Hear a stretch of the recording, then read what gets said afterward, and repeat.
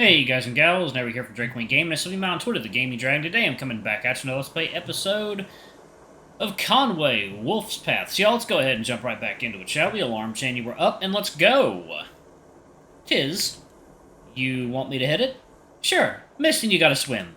Conway is nearly stopped by now, and Samuel appears to be gauging the distance carefully. He opens his muzzle, holding up a paw and counting down slowly. Do it! You wind up, take aim as best you can, and throw. As the projectiles arc outward, you realize he's fixed a length of lightweight hemp rope to it. For a brief, panicked moment, you worry that you might actually hit the man, but he steps back and it lands heavily at his paws. Other lines are now being tossed overboard for the men on the docks to make fast. It doesn't seem to require the attention of the full crew. You step back and take a deep breath. For now, savoring the experience of your first foreign port, you lean forward and take your first proper look at the city. It is unmistakably, thrillingly different. The buildings, even the ones along the harbor, are made of some kind of stone, white and clean and straight-walled. They seem to glow in the midday sun. Later you will think of marble-halled palaces. At the moment, their stark lines and radiant color turn your imagination to something more ethereal and dreamlike, a city made of bone or sugar loaf. The idea of exploring it, of even being able to set foot there, has your heart racing, and while you're sure there will be plenty of work to do, you're just as certain you won't spend the entire time standing watch. In just a short while, the ground beneath your paws will no longer be moving. There will be fresh food. You can fall asleep to something other than exhaustion and the sound of rigging. For the first time in 2 weeks, you can find yourself more than a stone's throw away from the nearest other person, if you want. But you're not liable to want for companionship either. You wonder what the others will have planned. Sure, Julian isn't going to let the opportunity go to waste for starters. If anyone can make the most of a raucous harbor, it's going to be him. Maybe it's worth trying to follow his lead. On the other hand, you did offer to help Regia. The surgeon will be as good as of a guide as you could hope for, to say nothing of helping you prove your use to the officers, and probably keeping you out of getting into too much trouble. Wolf seems like he's probably a veteran of places like this. He might not be very good company, at least not at first. Of course, maybe dry land will relax him a bit, too. Or maybe not. One thing is certain, though. You hope the purser hands you your wages ahead of time. You chuckle to yourself at the thought of finally getting back on firm land and having absolutely nothing to show for it. You feel two scaled hands settle on your shoulders, giving them a playful squeeze. Mere moments after the green snout of Julian slips into your vision. And that's my sailor making it to his first harbor. Didn't do too bad, did I? Not in my eyes. How's it feel? You reach up with your hand to gently tap against the tip of his nose. It's everything I hoped it would be. You're easy to impress. Shush you. Let me have this. Now it is your time to get to tap against the side of your snout. Never, old man. Come on, let's get ready.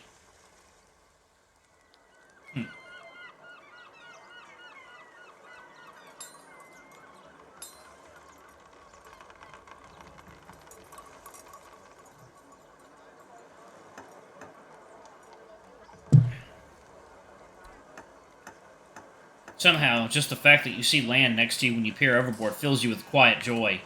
A wonderful sight after more than a week of nothing but the deep blue stretching to the horizon. With the line secured, the Conway rests peacefully at the harbor, and for the moment there doesn't seem to be any pressing duties.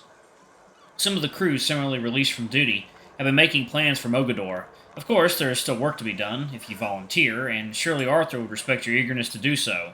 Perhaps your best course of action is to inquire. Samuel is busy talking with Arthur, but Jillian and Perce are standing with him, and you make your way over to hear what's going on.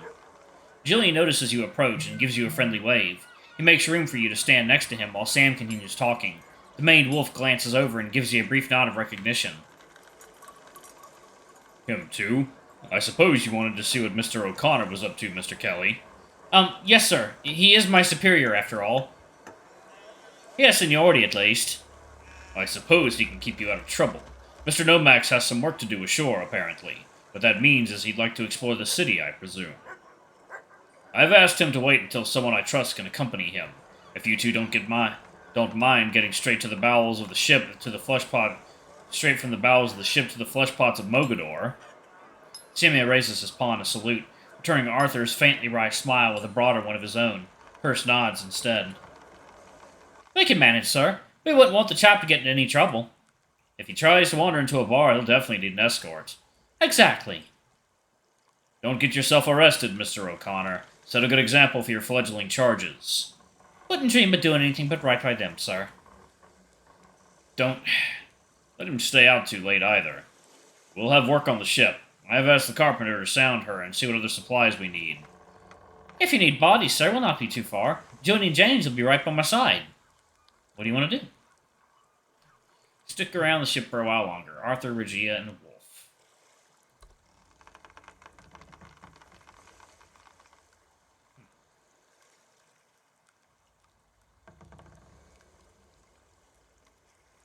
While you wouldn't mind tagging along with the others, you are drawn in by the prospect of a quieter ship. The rest of the crew deboards. Not all, though. As you look at them vanish off the piers, you notice a few aren't tagging along. You guess some folks simply prefer the ship, or aren't fans of crowds, which explains why Wolf is nowhere to be seen. He's probably enjoying the silence somewhere on board. It's quite therapeutic to see them chatting about what wonders the nearest tavern has in store, nodding or waving your goodbyes when they see you off with a warm see you soon. You thought it might sting to watch them, but you're quite content. They'll all be back soon, and you'll spend even more time together. Thinking, water time. Alright, guys and gals, and we are back. Let's go ahead and jump back in. Okay. They'll all be back soon, and you'll spend even more time together. You've been spending time together since this whole journey started, entirely uninterrupted. For the first time, alone with the wind and sun, you feel you can truly and finally relax. You breathe in the warm, salty air. Soft waves carry the sounds of hustling and bustling on the piers to your ears. It's close, yet it feels so distant. You run a finger on the gunwale, the Conway. You can't say that you've grown to know her yet, but as far as relationships go, there might be something brewing here. The old lady has been your whole world during these weeks. At times you feared she was your prison. Other times you felt she was your home. And as you stare a new world in the eyes, you find you're in no hurry to leave her behind. There's no rush, you think to yourself as you lean on the gunwale. What's a couple more hours after these long weeks? Plus, you think, it feels wrong to leave while there's still people on duty. Take, for example, your beloved first mate down there on the pier. From your vantage position, you can see Arthur engaged in conversation with someone you don't recognize. Were you a betting man, you'd put money on him being a representative of the local port authority, but you can't be sure. It's no agitated discussion, but they seem to be disagreeing on something. Arthur's behaving with an unusual level of politeness, but you know him well enough to tell when something isn't going according to his design. People watching. You smirk. It's been a while since you felt relaxed enough to do that without worrying about consequences for your idleness. You lean further forward, trying to get a better look. Arthur is unhappy, that much is for sure. The other person, firmly apologetic. You have no idea how long their conversation is going to last for, and you know better than to butt in when first mate is debating official-looking stuff. You lean further in, but voices don't carry that far. Perhaps you could sneak down there and catch the tail end of it. Suddenly you feel a hand patting your back. Don't worry. It happens to a lot of sailors on their first trip. You stare at her in confusion. Although I have to say, usually it takes firm ground from all debarkment to make an appearance. From all debarkment. You might be particularly sensitive to it. It takes a few moments for the gears in your brain to start spinning. Then you realize what it looks like when a seaman leans forcefully over the gunwale. I'm okay actually. I wasn't vomiting or anything like that. Just taking a look at the docks, but thank you for your concern. The cheetah smiles warmly. No worries. Just remember to take care of yourself. On that specific topic, there's some medical supplies I need to track down. We've come a little too close to disaster for my liking, and I'd rather be safe than sorry next time someone gets hurt. Isn't that a little negative? We've been through everything mostly unscathed. Maybe we can start looking at the glass as half full. That's exactly what I'm worried about. Overconfidence kills more sailors in storms. I'm gonna make sure we have some parts around just in case. Space shouldn't be an issue at least, and I've been given a little room to the budget to work with since our next leg is going to be longer.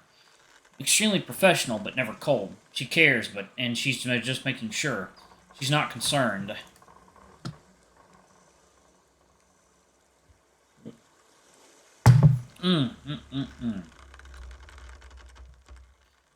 Extremely professional, blah, blah, blah, already read that. Okay, and yet, don't worry, I'm also planning to spend some time and money on myself. Details are yet to be determined. I'll see if they're offering anything in town that piques my curiosity. Or if it all gets spent on tea eventually. If only it would last longer, but it's best done when the mint leaves are still fresh. But I'll take dried ones over nothing, and I assume our passenger might appreciate the company around a cup or two. She's projecting an air of nonchalance, but you can tell something's going on under the surface, and she's trying hard to hide it. There's a weight hidden behind her eyes, barely noticeable as they dart between the houses facing the docks. You remember the talk you had about Arezki, the conflicting emotions that no doubt are coming to the surface now that home is within touching distance. Your train of thought is interrupted before I can leave the station. I can't help but notice you haven't joined the others. Oh, yeah, I'm not the only one, though. I noticed Wolf hasn't left yet. That makes sense. Arthur mentioned he asked for extra work. Suits him, I suppose. There's a slightly awkward pause, filled by gentle rumbling of waves. So, any specific plans for our stay? Regia. She speaks the local language. If exploring is what you're interested in, there's probably no better person to guide you around the place. Then again, you're not sure she'd be okay with that. You wouldn't want to impose yourself. Not to mention the optics of you and her role in that as well. You're not on the same rung as the latter. Still, something in her demeanor tells you she'd rather not be alone today. And yeah, sorry I'm messing up words a lot. My gums are kind of swollen. I've got a dental checkup I'm going to figure out what's going on with one of my teeth. I think it's causing some irritation from my gums, so I'm going to get that looked at and hopefully fully taken care of. Anyway, just bear with me, y'all. But again, she'd be surprisingly hard to read. Well, huh. Stay on the ship. I think I'll be taking it easy, just relaxing a little. Maybe I'll get a paw on land later. There's a surprising calmness on board right now. I'd like to enjoy it fully. And Cheetah chuckles. There's no derision in her eyes. She understands your need for something even quieter than calm waters. I can relate to that. I've had many moments in my life when I wished I could seal the world outside my room and dive into some of my favorite books. I'm not much of a reader myself, but I get what you mean.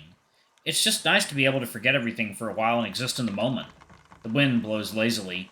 A seagull calls another in the distance. Well, I hope you can make the most of it. I'll be off then. Regia hops onto the gangway, steadying herself against the light swaying of the ship. Her tail swishes in the wind as she walks the brief distance separating the two of you from dry land. You watch her vanish among the hustle and bustle of the docks. Dry land, you think. There it is.